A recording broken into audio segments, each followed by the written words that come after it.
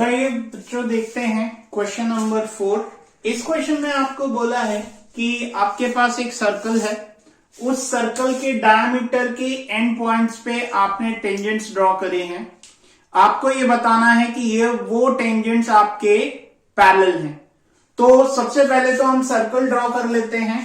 Suppose आपने एक circle बनाया लाइक दिस, ठीक है, और उसके बाद आपने एक डायमीटर कंस्ट्रक्ट किया उसमें जो सेंटर से पास होगी, ठीक है, और पॉइंट ऑफ कांटेक्ट से सपोज आपने दो जहां पे ये रेडियस ज्वाइन करती है या डायमीटर आपका ज्वाइन करता है, वहां से आपने दो टेंजेंट्स ड्रॉ कर दिए ऐसे, ठीक है।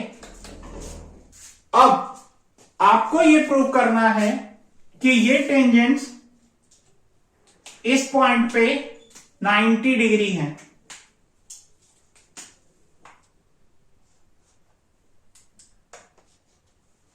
ठीक है। मैं इनका नाम रख देता हूं। सपोज आपने दो लाइंस, आप इसका बोल दो P, इसका Q, इसका R और इसका S, और सेंटर आपका O।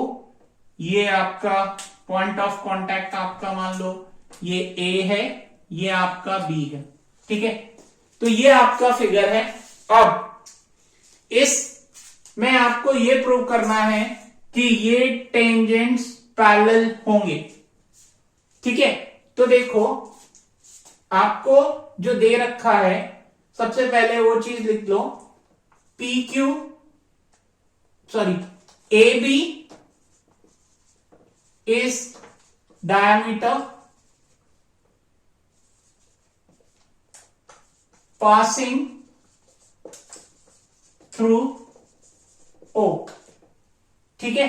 उसके बाद लेट करो, late PQ and RS are the tangents passing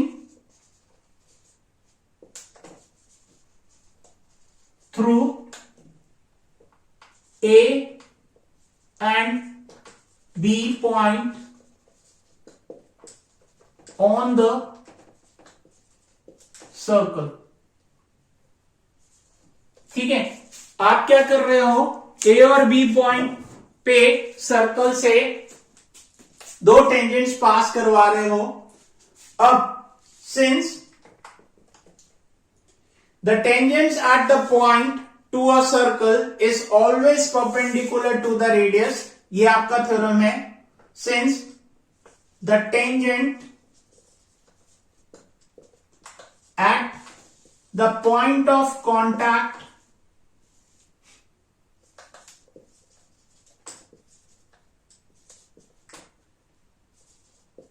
to the radius, point of contact of radius of the radius to tangents is always 90 degree, और आप कह सकते हो perpendicular. Therefore PQ is perpendicular to, बार बार PQ बोल दे रहा हूं मैं,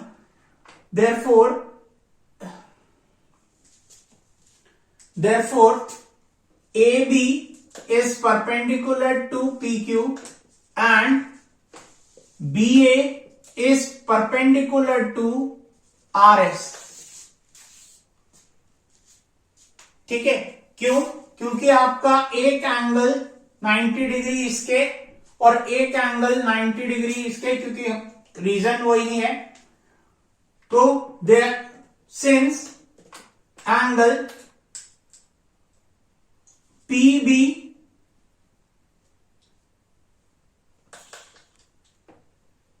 QBA is equal to angle BAR 90 degree each, therefore PQ is parallel to RS by converse of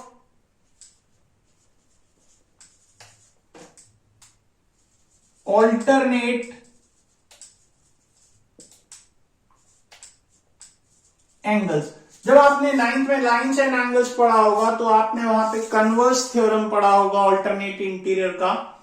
तो वो ये कहता था कि अगर आपके दो इंटीरियर एंगल्स आपस में ऑल्टरनेट एंगल्स बराबर हैं तो जो लाइन गुजर रही हैं वो दोनों ट्रांसवर्सल के रिस्पेक्ट में पैरेलल, मतलब आपस में पैरेलल होंगी। ठीक है, तो फिर करते हैं अगला क्वेश्चन। होप आपको ये क्वेश्चन अच्छे से समझ आया होगा।